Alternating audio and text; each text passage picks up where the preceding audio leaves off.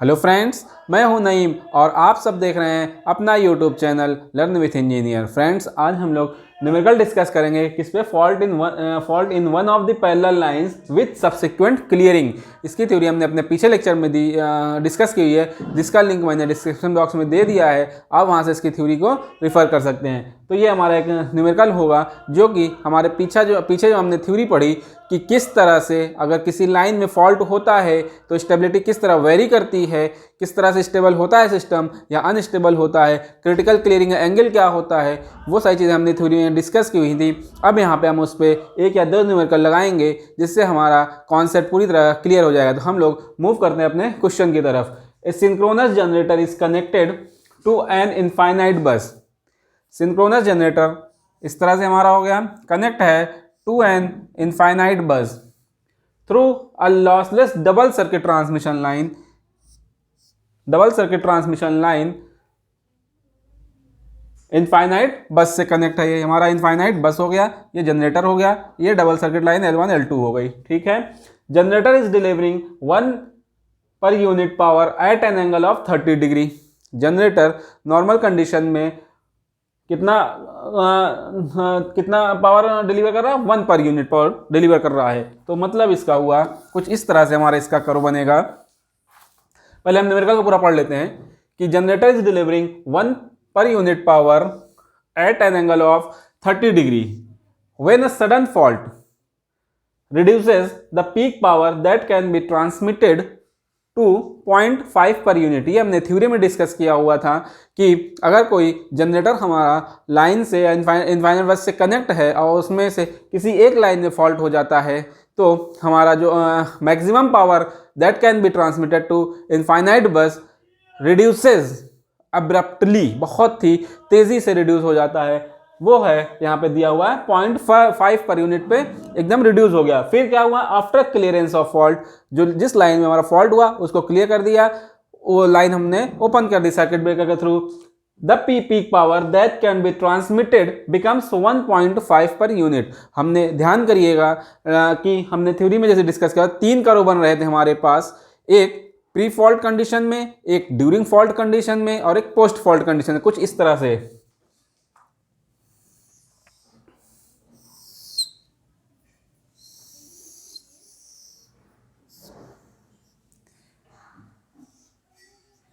इस एंगल पे PE electrical power output, X axis पे डेल्टा।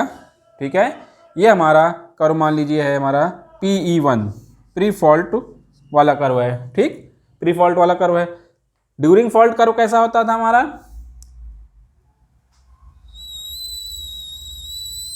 ये हो गया हमारा PE2 ड्यूरिंग फॉल्ट। और पोस्ट फॉल्ट कर्व कैसा होता बनता था? लगभग कुछ इस तरह से।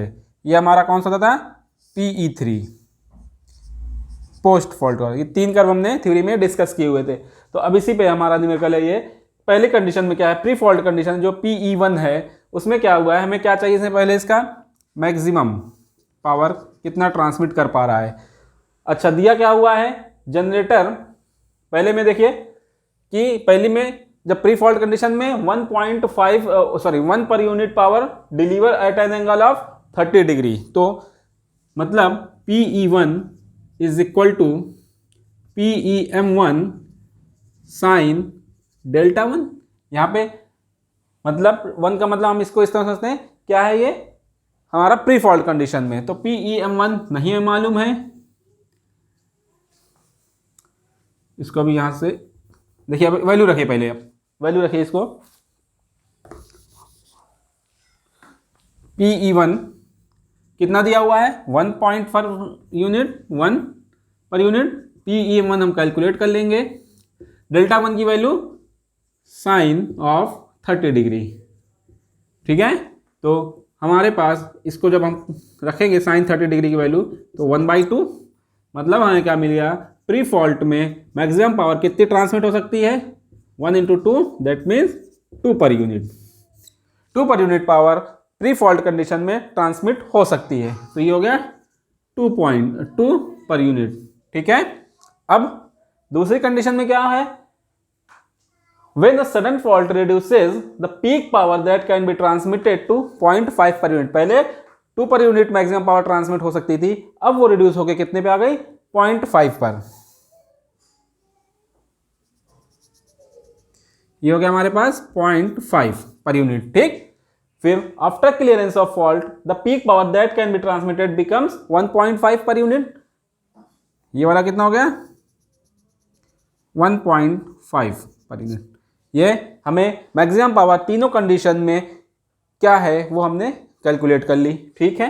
अब हमें क्या चाहिए इसमें, फाइंड क्रिटिकल क्लियरिंग एंगल। ये चीज़ हमने थ्योरी में डिस्कस की हुई थी। क्लियरिंग एंगल क्या होता है, मतलब अगर उस एंगल तक, क्रिटिकल क्लियरिंग एंगल वो एंगल है जिसके पहले तक या जिस तक अगर हमने फॉल्ट को क्लियर कर लिया तो सिस्टम हमारा स्टेबल होगा, अदरवाइज सिस्टम हमारा अनस्टेबल हो जाएगा। तो उसी को हमें कैलकुलेट करना है, किस एंगल तक अगर हम अपने ये फॉल्ट को क्लियर कर लेते हैं, मतलब जो हमारी फॉल्टी लाइन है उसको हम सिस्टम से हटा देते हैं, तो या फॉल्ट जो भी है एग्जिस्ट कर रहा है उसको हटा देते हैं, तब हमारा सिस्टम स्टेबल होगा।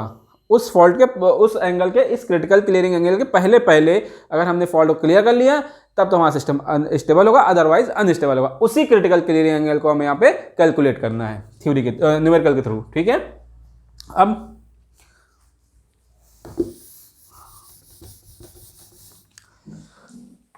अच्छा, क्रिटिकल क्लियरिंग एंगल के केस में क्या होता था, accelerating area that is A1 और maximum D accelerating area that is A2M must be equal, ठीक है। तो क्या था कि जो हमारा accelerating area, D accelerating area जो हमारा मैक्सिमम है वो उससे बराबर ही होना चाहिए, ठीक। तो अब हमें यहाँ पे पहला काम क्या होगा, हम आइडेंटिफाई करेंगे कि हमारा एक्सेलरेटिंग एरिया कौन सा है और डी एक्सेलरेटिंग एरिया कौन सा है। तो पहले तो देखें कि हमारा सिस्टम कहाँ पे ऑपरेट कर रहा है, 1 पर यूनिट पे ऑपरेट कर रहा था, तो 1 पर यूनिट लगभग यहाँ पे,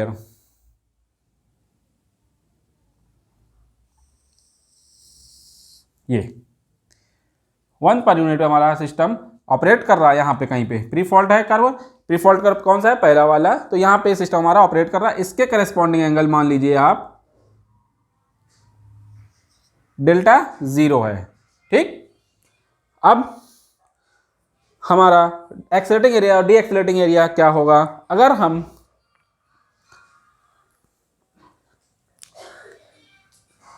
हम बात करते हैं इसकी कि एक्सेलरेटिंग एरिया क्या होगा, मान लीजिए हमारा जो क्रिटिकल क्लियरिंग एंगल है वो क्या है, लेट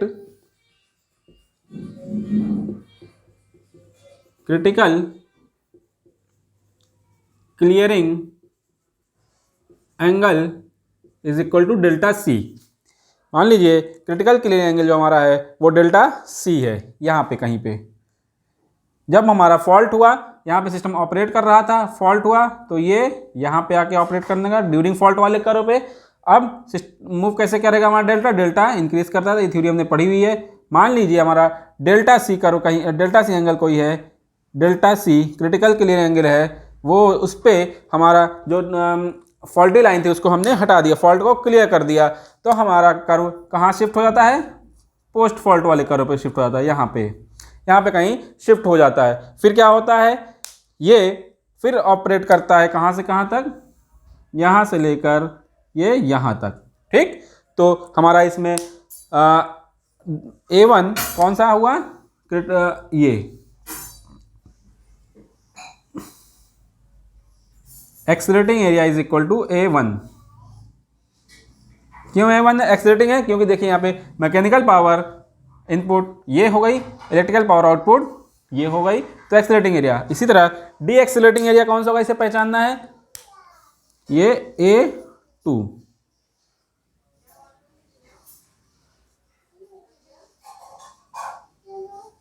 और चूंकि हमें क्रिटिकल क्लियरिंग एंगल कहा है तो हमारा ये पे A2M हो जाएगा, मैक्सिमम डी एक्सेलरेटिंग एरिया। मतलब एट द पोजीशन ऑफ, या कह लीजिए ऐसे, when fault is cleared at an angle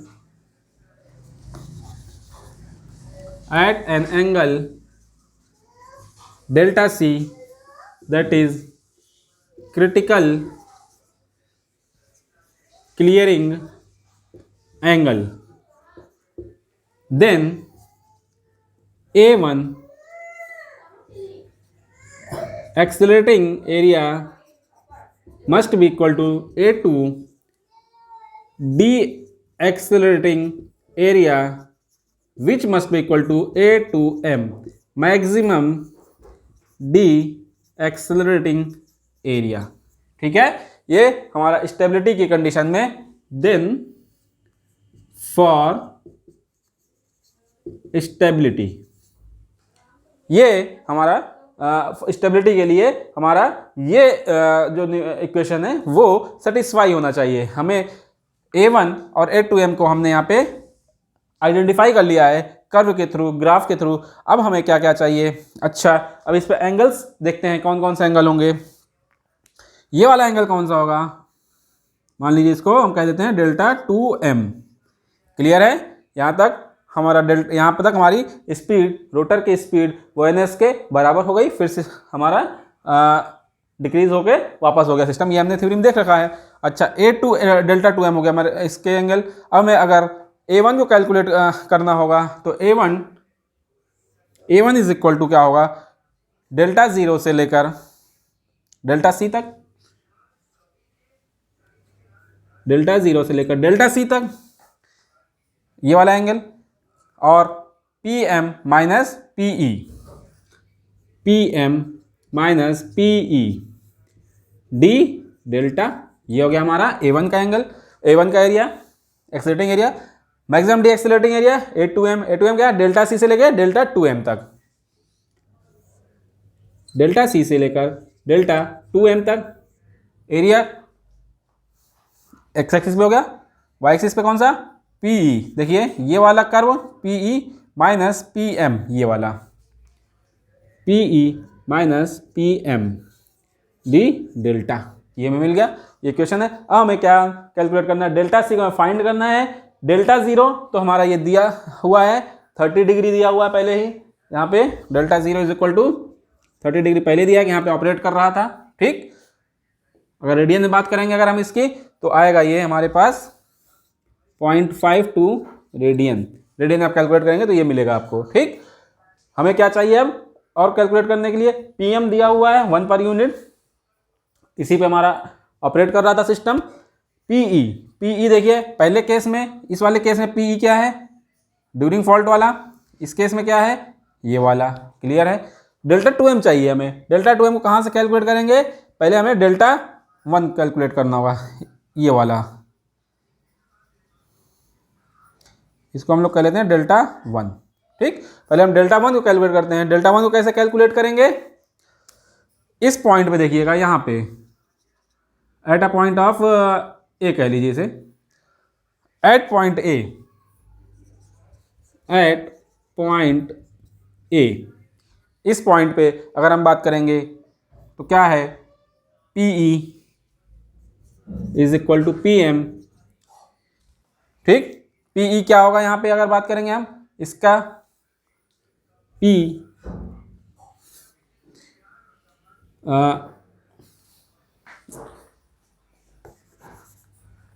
2 sine delta 1 is equal to 1.0। कैसे? 2 क्या है? देखिए P इज इक्वल टू क्या होता है? PEM साइन डेल्टा होता है। ये किस कर्व पे है? इसका maximum steady state stability, maximum steady state power कितना है? स्टेडी स्टेट पावर कितना है? कितना? 1.5। सॉरी, ये 1.5 होगा, 2 नहीं होगा। ये हमारा इस पे कौन सा वाला? पोस्ट फॉल्ट वाला कर्व है। ये 1.5। क्लियर है? 1.5 साइन डेल्टा 1 हमने ले लिया। डेल्टा 1, डेल्टा 2 भी ले सकते हैं, डेल्टा 3 भी ले सकते हैं, कुछ भी ले सकते हैं। ठीक है, ये हो गया हमारा P की वैल्यू इस पे, इलेक्ट्रिकल पावर आउटपुट की। मैकेनिकल पावर इनपुट कितना है? 1। तो ये हो गया। अब डेल्टा 1 को अगर हम कैलकुलेट करेंगे तो ये आएगा 1/1.5, ये होगा साइन डेल्टा 1। अब डेल्टा 1 की वैल्यू को करेगा हम इसको कैलकुलेट करेंगे तो हमें मिलेगा ये लगभग 41.8 डिग्री। रेडियन अगर बात करेंगे हम इसकी तो ये हो जाएगा 0.73 रेडियन। मैंने आपको पीछे ही बताया था कि इसमें हम ज़्यादातर न्यूमेरिकल जो सॉल्व करेंगे वो रेडियन में लेके सॉल्व करते हैं। ठीक है, अब हमें यहाँ पे क्या क्या मिल गया, यहाँ मैं लिखता जाता हूँ। पहले देखिए डेल्टा 1 की वैल्यू मिल गई, कितना 0.73 रेडियन, ये सारी वैल्यूज रेडियन में है। डेल्टा 0 की वैल्यू यहाँ पे क्या है 0.52 रेडियन। क्लियर है,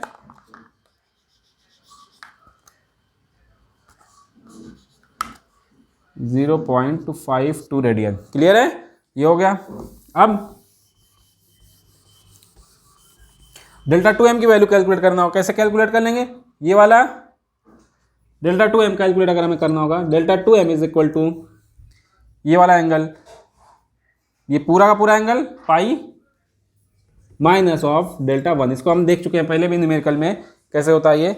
अगर हम इस पूरे में से देखिए सिमेट्री है, जितना एंगल इधर उतना ही एंगल इधर, पाई यहाँ पे है, पाई यहाँ पे है, तो अगर ये एंगल किसके बराबर होगा, ये डेल्टा 1 के बराबर होगा, तो ये पाई पूरा हो गया। इसमें से ये एंगल अगर हम बात कर लेंगे ये वाला डेल्टा 1 के बराबर, इस पूरे पाई में से अगर डेल्टा 1 माइनस कर देंगे डेल्टा 2m मिल जाएगा हमें। अगर हम पाई माइनस डेल्टा 1 कितना हमने निकाला 0.73 रेडियन में है ये सारा का सारा। ठीक है, तो ये हमें कितना मिल जाएगा 2.41 रेडियन। अब हमें मिल गया डेल्टा 2m की वैल्यू भी, delta 2m is equal to 2.41 radian. ठीक, अब हमें वैल्यूज मिल गई हैं। अब हम पुटअप करते हैं इसको इसे हम एक्सपेंड करते हैं, पहले इस इक्वेशन को पहले हम एक्सपेंड करते हैं। कैसे एक्सपेंड करेंगे, pm इंटीग्रेट करना शुरू करिए। pm कांस्टेंट है 1 पर यूनिट है, delta c minus delta 0 simple mathematics है, माइनस ऑफ, अच्छा पहले एक चीज़ और कर लेते हैं, एक स्टेप और बढ़ा देते हैं और आसानी हो जाएगी समझने में। पहले हम इसको ऐसे कर लेते हैं, पी ई की वैल्यू को हम रखते हैं दोनों, इस यहाँ पे पी ई की वैल्यू क्या होगी और यहाँ पे क्या होगी, इसको हम रखते हैं पहले। Delta 0 delta C P M, इस पी ई की वैल्यू कहाँ पे है, ये देखिएगा कहाँ पे है, ये पी ई, ये वाला A1 यहाँ से यहाँ तक ये है ना कर्व पी ई ये वाला, तो इसका इक्वेशन क्या आएगा 0.5 साइन ऑफ डेल्टा। ये क्लियर है, पीई की वैल्यू कैसे रखा गया, ये वाला कर्व है ना पीई इलेक्ट्रिकल पावर आउटपुट का, तो इसके लिए मैक्सिमम कितना है 0.5 और इंटू साइन डेल्टा। क्लियर है, अब इसी तरह से हम यहाँ पे डी डेल्टा इसको कर दिया, इस पीई की वैल्यू रखते हैं डेल्टा सी डेल्टा 2m। अब ये पीई यहाँ पे शिफ्ट हो कहाँ पे हो गया, इलेक्ट्रिकल पावर आउटपुट ये वाली हो गई, ये अलग ग्राफ चल रहा है, पहले ड्यूरिंग फॉल्ट वाला ग्राफ था, अब पोस्ट फॉल्ट वाला ग्राफ हो गया। इस पे मैक्सिमम कितना है 1.5 sine delta minus P M D delta.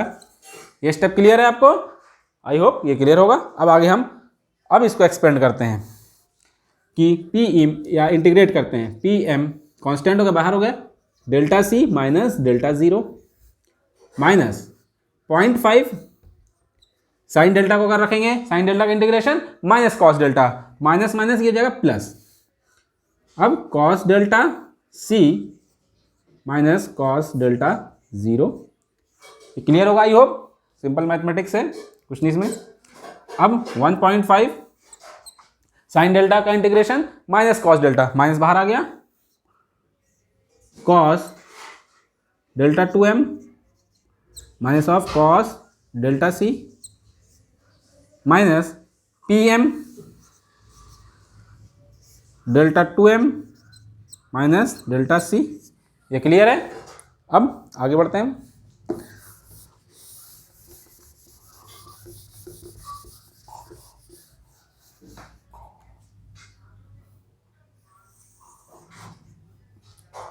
Values को पुटअप करिए। अब पीएम की वैल्यू 1, डेल्टा सी हमें कैलकुलेट करना है, माइनस ऑफ डेल्टा जीरो की वैल्यू क्या है हमारे पास 0.52 रेडियन, 0.52 रेडियन में ही रखेंगे हम इसको, यहाँ पे ध्यान रखिएगा न्यूमेरिकल में, प्लस 0.5 कॉस डेल्टा सी, क्लियर है, 0.5 minus cos delta zero minus 0.5 cos delta zero की वैल्यू क्या है 0.5, क्लियर है। अब इसको इस वाले का ये LHS हो गया। अब RHS की बात करेंगे हम, अगर is equal to minus 1.5 into minus 1.5 cos 2m है, डेल्टा 2m है, डेल्टा 2m की वैल्यू 2.41 माइनस अंदर आएगा, फिर ये प्लस हो जाएगा, प्लस 1.5 कॉस डेल्टा सी माइनस पीएम की वैल्यू क्या हो जाएगी 1 delta 2m 2.41 minus of delta C, clear है। अब आगे बढ़ते हैं, डेल्टा सी इसको और सॉल्व करते हैं हम लोग। देखिए एक स्टेप बढ़ा ही देते हैं, डेल्टा सी माइनस 0.52 0.5 कॉस डेल्टा सी माइनस 0.5 कॉस 0.52, क्लियर है, is equal to minus 1.5 cos 2.41 plus 1.5 cos delta c. अब माइनस 2.41 माइनस और माइनस अंदर प्लस डेल्टा सी, क्लियर है। इसको मैं हटा देता हूँ यहाँ से।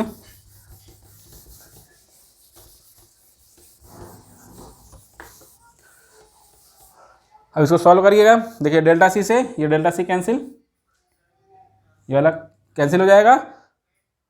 डेल्टा सी वाली जितने टर्म्स हैं उनको एक तरफ करिए, 1.5 cos delta C minus of 0.5 cos delta C is equal to minus 0.52 minus 0.5 cos 0.52, ये LHS साइड हो जाएगा, क्या हो जाएगा 1.5 कॉस 2.41, ये वाला LHS साइड हो जाएगा, क्या हो जाएगा प्लस 2.41, ठीक है। ये हमने क्या कर दिया, जो डेल्टा सी वाला टर्म था वो एक तरफ कर दिया, बाकी जो टर्म थे जो और बाकी जो कांस्टेंट है वो सारे एक तरफ कर दिए।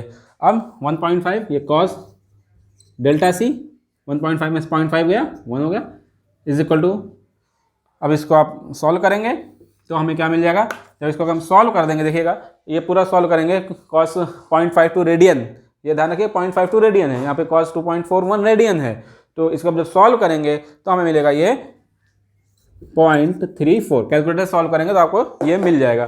तो यहाँ पे अगर डेल्टा सी की वैल्यू को अगर निकालेंगे तो क्या आ जाएगा 1.224 रेडियन में मिल जाएगा हमें। अगर हम इसको डिग्री में कैलकुलेट करेंगे तो क्या हो जाएगा 70.12 डिग्री, ठीक। तो मतलब डेल्टा सी की वैल्यू क्या मिल गई हमें 70.12 डिग्री।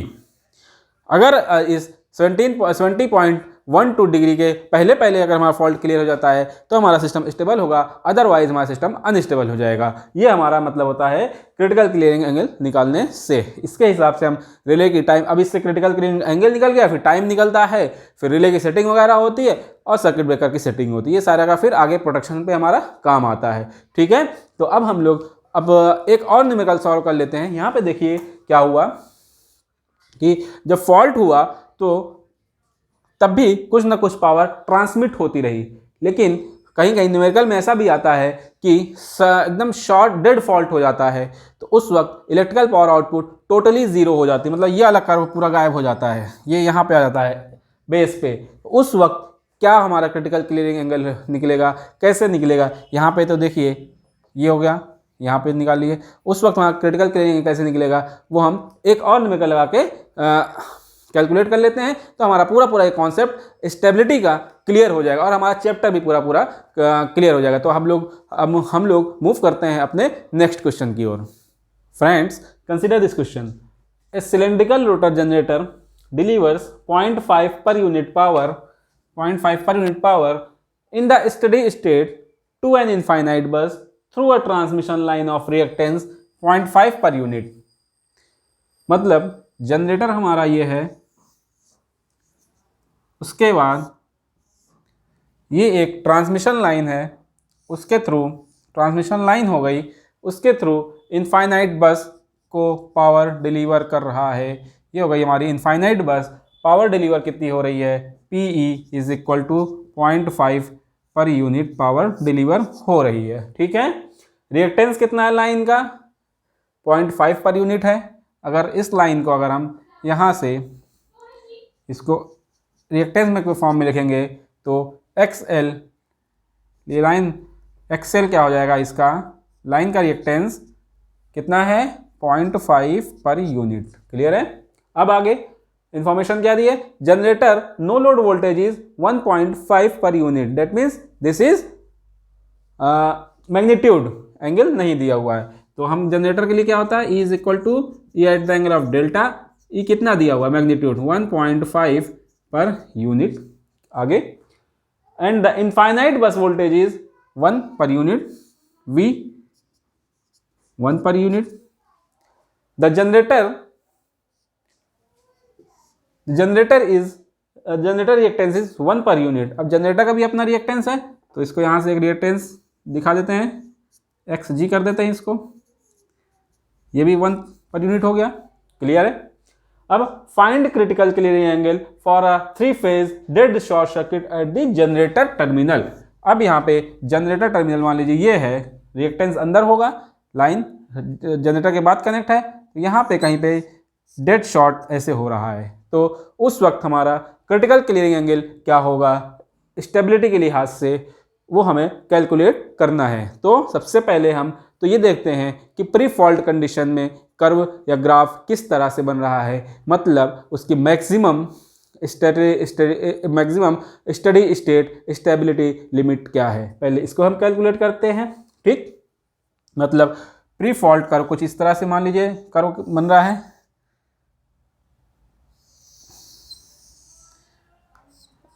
एक्स एक्सिस में डेल्टा, वाई एक्सिस पे इलेक्ट्रिकल पावर आउटपुट, कुछ इसका मैक्सिमम वैल्यू होगी, maximum steady state stability limit PEM कुछ होगा इसको कैलकुलेट करते हैं। इंफॉर्मेशन की क्या दी है, 0.5 per unit electrical power output, ये कहीं यहाँ पे डिलीवर कर रहा है, ये हो गया 0.5 पर यूनिट। ठीक है, अब हमें क्या दिया हुआ है, 0.5 पर यूनिट दिया हुआ है।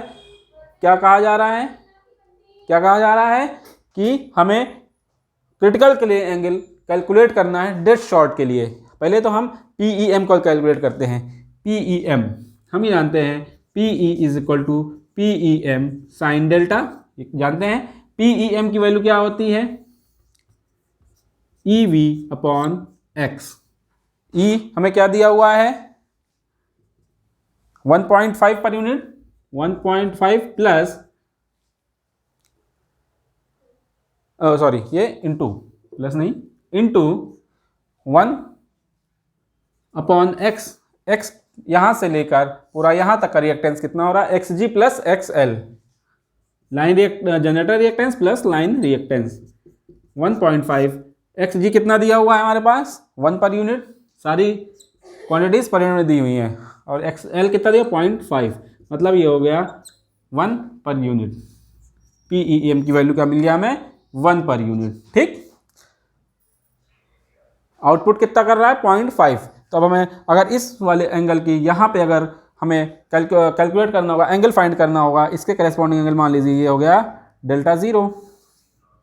डेल्टा ज़ीरो को अगर कैलकुलेट करना होगा तो किस तरह करेंगे, PE अगर इस पॉइंट पर अगर हम बात करते हैं इलेक्ट्रिकल पावर आउटपुट की, तो क्या इक्वेशन बनेगा, PE is equal to PEM sine delta zero. क्यों, इसके करस्पॉन्डिंग एंगल हमने मान लिया डेल्टा जीरो को।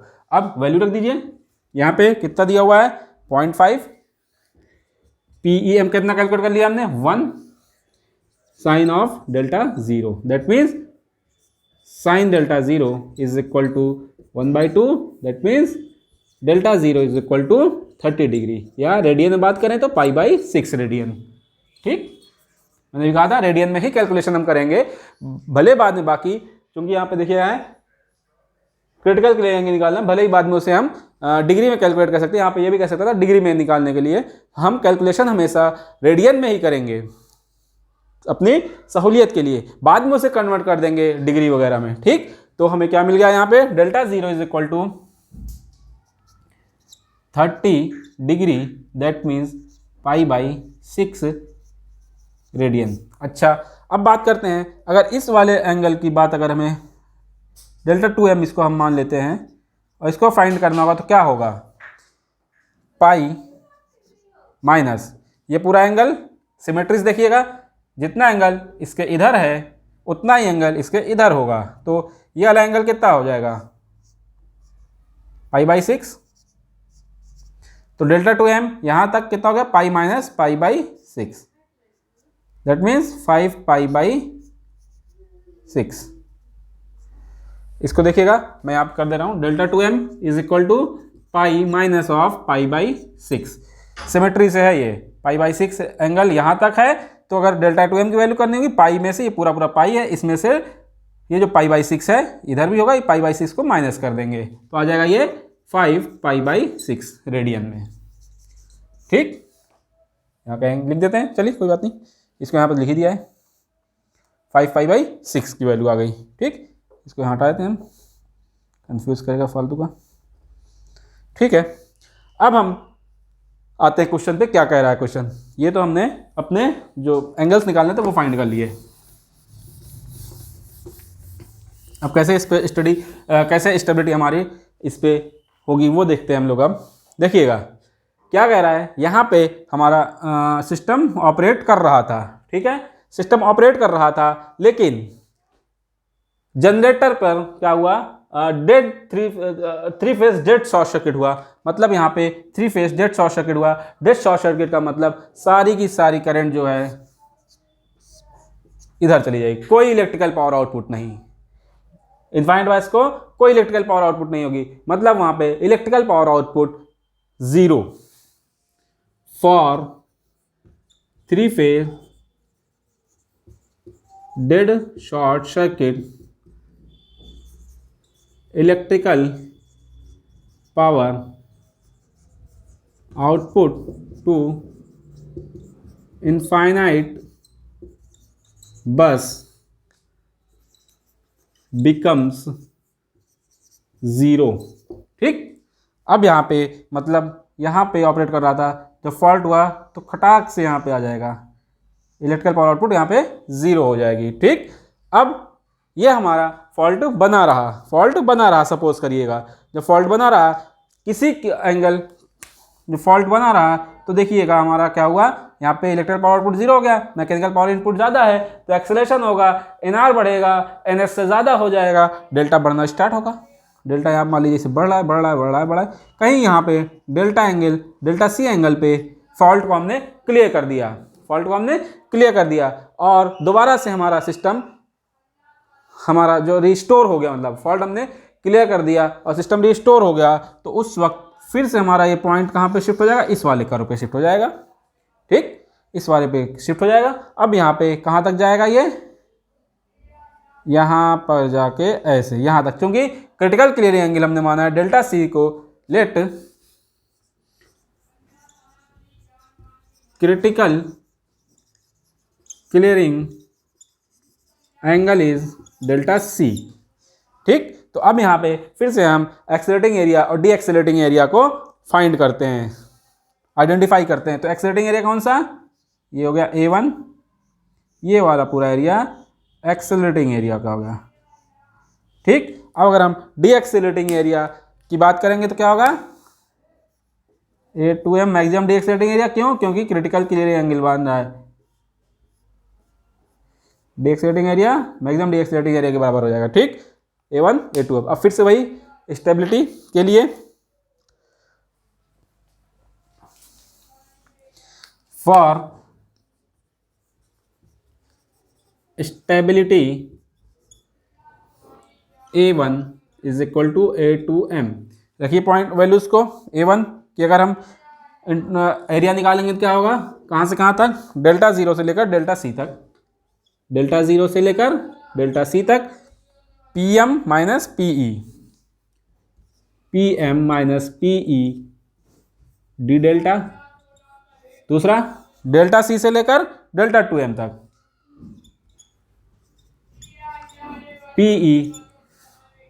PE minus PM D delta. Clear. अब PE की वैल्यू को हम रखना शुरू करते हैं। Delta zero, delta C, PM को अभी रहने देते हैं यहीं पे क्योंकि कांस्टेंट है। PE देखिए एक्सीलरेटिंग एरिया केस में क्या है, output electrical power output zero हो जा रही है डेड शॉर्ट सर्किट में, तो ये जीरो डी डेल्टा, ठीक है।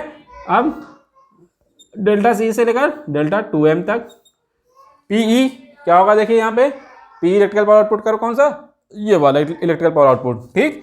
तो 1 sign delta minus PM D delta, ठीक है। अब इसको आगे हम और एक्सपेंड करते हैं।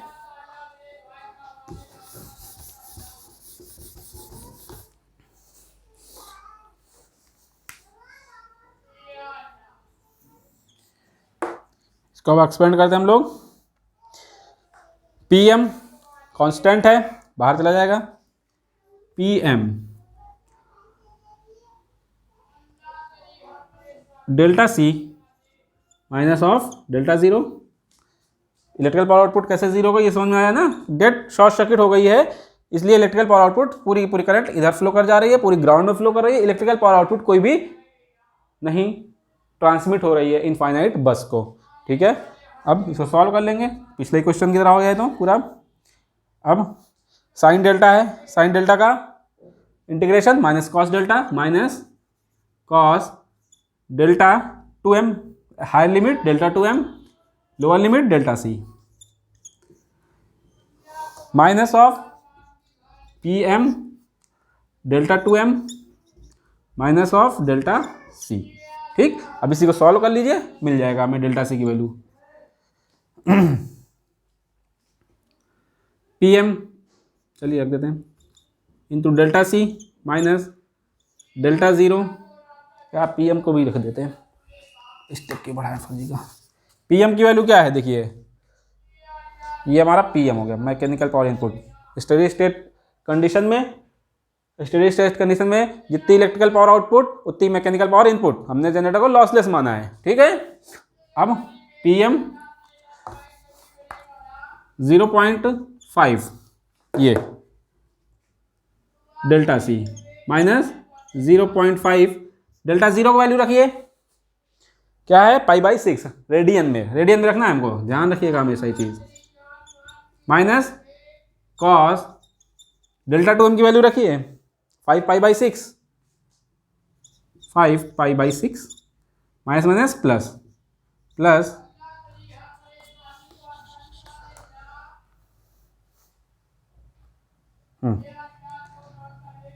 प्लस डेल्टा सी, क्लियर है, प्लस डेल्टा सी। अब डेल्टा 2M माइनस डेल्टा सी हो गया, ये है, ठीक है।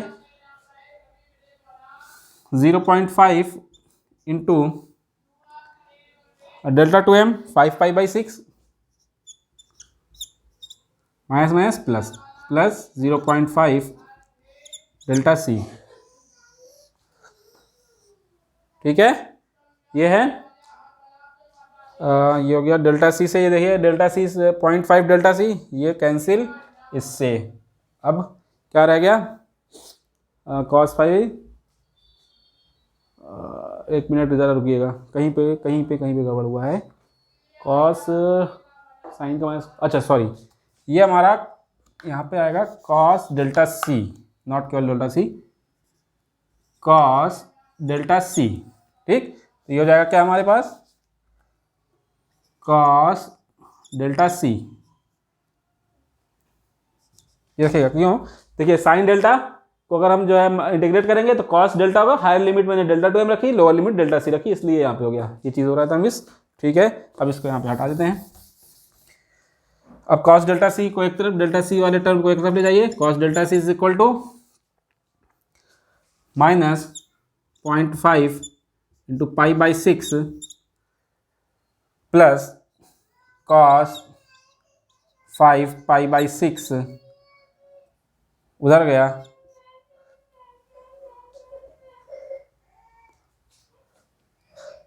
.5 इंटू 5 π/6, ये हो गया। ठीक, अब इसको अगर हम, इसको समझ रहे हैं ना पूरा पूरा, ये हम केवल एक न्यूमेरिकल लग रहा है और कुछ नहीं है। जो समझने वाली बात थी यही थी कि डेड शॉर्ट सर्किट में इलेक्ट्रिकल पावर आउटपुट के साथ 0 हो जा रही थी और ये सिस्टम रिस्टोर होने पे दोबारा से प्री फॉल्ट वाले कर्व पे पहुंच जा रहा था। अब इसको अगर हम सॉल्व करेंगे, कॉस डेल्टा सी की वैल्यू हमें क्या मिल जाएगी, 0.1812 ये मिल जाएगी। अगर हम डेल्टा सी की वैल्यू फाइंड करेंगे तो हमें मिल जाएगा 79.6 डिग्री, सॉरी। ठीक, ये हो गया हमारा न्यूमेरिकल सॉल्व। तो हमने दो न्यूमेरिकल्स देख लिए। पहले में क्या देखा कि फॉल्ट इस तरह हुआ कि कुछ ना कुछ इलेक्ट्रिकल पावर आउटपुट ट्रांसमिट हो रही थी, इलेक्ट्रिकल पावर आउटपुट कुछ ना कुछ हो रही थी, मतलब इनफाइनाइट बस को कुछ ना कुछ इलेक्ट्रिकल पावर ट्रांसमिट हो रही थी। बट दूसरे प्रॉब्लम में हमने क्या देखा कि डेड शॉर्ट हो गया और कोई भी इलेक्ट्रिकल पावर ट्रांसमिट नहीं हो पाई इनफाइनाइट बस पे। उस वक्त हमारी स्टेबिलिटी, क्रिटिकल क्लियरिंग एंगल कैसे निकालेंगे और प्रीवियर केस में कैसे क्रिटिकल क्लियरिंग एंगल निकालेंगे। तो आई होप कि जो मैंने यहाँ पे आपको कॉन्सेप्ट दिया, जो न्यूमेरिकल लगवाया है, इससे आपको पिछला पूरा जो थ्योरी थी वो क्लियर हो गई होगी। और इस तरह से ये हमारा स्टेबिलिटी का चैप्टर पूरा अब ख़त्म होता है। कहीं पे कोई न्यूमेरिकल ऐसा आ जाए जो आपको यहाँ पे कवर ना किया गया, उसको आप मुझे कमेंट बॉक्स में कमेंट करिएगा, मैं आपको वहाँ पे आंसर करूँगा। Thank you very much.